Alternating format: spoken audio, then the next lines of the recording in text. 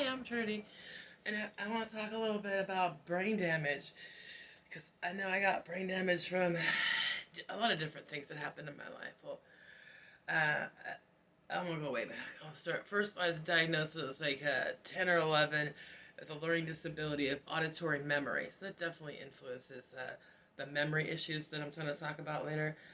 When I was 16, I was in a car accident and I broke my neck, and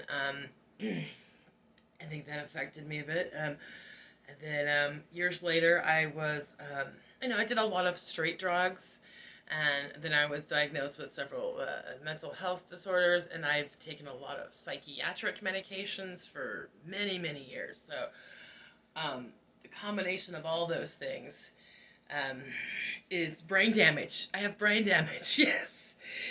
And for me, it's about memory. I think I have a lot of memory gaps from all the things that I've experienced, and trying to live with that is it's confusing and stressful at times because I'd like to have my memories, and sometimes I just feel very confused and frustrated, and that's not fun. Um, so what do I want to say about brain damage? What's my point? Brain damage for me is it's limiting, but I feel like I'm just a very creative person. Like I want to do more art. I want to focus on doing my art and not trying to pathologize myself all the time. You know, everybody in life is going to have traumatic things that happen to them, and I still have a lot of capacity. I mean, I'm very lucky. When I was in that car accident, um, I had a memory gap. I'm not sure if I was unconscious or not, but I walked away from this car accident with a CTU fracture, and I seemed coherent, but I was holding my neck. So I'm really glad I ended up at the hospital because if I would have gone home, I probably would have died in my sleep. So that was just really traumatizing as a 16-year-old to go through that. I didn't learn to drive until many years later. I was very scared to learn to drive. Um, so, it's not clear. I mean, nobody, doctors can't really tell me what as my memory problems are from, you know, which things. I think it's a combination of everything that's happened in my life. You know, yeah, hard drugs definitely cause brain damage, and that's something to be considered when you're dealing with drug addicts. Is that there's brain damage. And yeah, that's a big issue.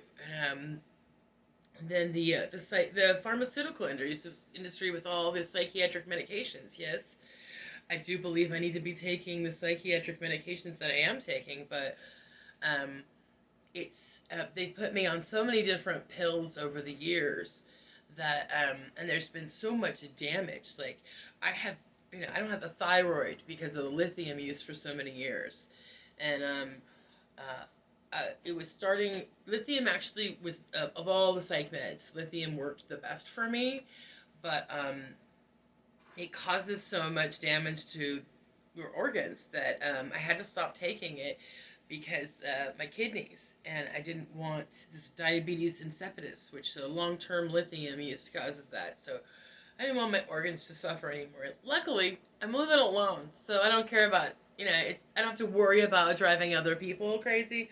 I'm just here. I have to deal with driving myself crazy, deal with my own mood swings, and but still, I still take other psychiatric medications because I feel like I do need them, and um, but at the same time, that some of those medications can be helpful. It's also it's a struggle because it's it feels like I'm harming myself sometimes. Being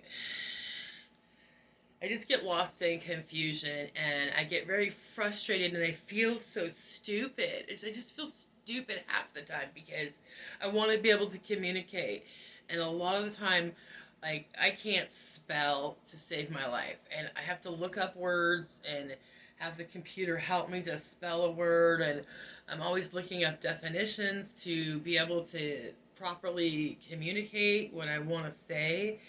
And it definitely feels like um, I have to try really hard sometimes just to be able to remember what the hell I'm doing. I take down notes a lot because I've always been a very visual person. That's what I learned in special ed with learning disability when I was very young. Is that the way that my brain works is that auditory memory.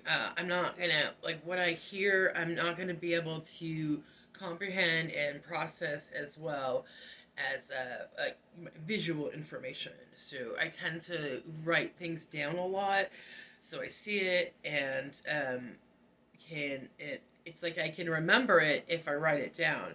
But I still have to have notes, like when I go to the store, when I go out and do things for the day, and I have several different errands to run. I have to have a list for myself because I'm gonna forget something, um, and that's helpful. That's definitely helpful for me. Um, I just want to say about brain injury and memory trauma. It's difficult to live with, and I feel like I can maybe find a way to express some of that frustration through my art because I just want to get really back more into my art instead of just focusing on what's wrong with me. That I am capable of doing a lot of things. I'm not damaged. I'm not forever scarred. But I do, have to um, do some things to help myself manage and interact with people in a way that I want to be able to communicate properly. I don't want to be stuck in confusion and not remember what people tell me. Like just remembering people's names is so hard for me, and so yeah, that's my few cents on brain injury and mental health and a little bit about my story. Maybe I'll go into it more later because there's a lot more I could say about that. But no, I think I'm gonna focus on my art today and let that go. Thanks.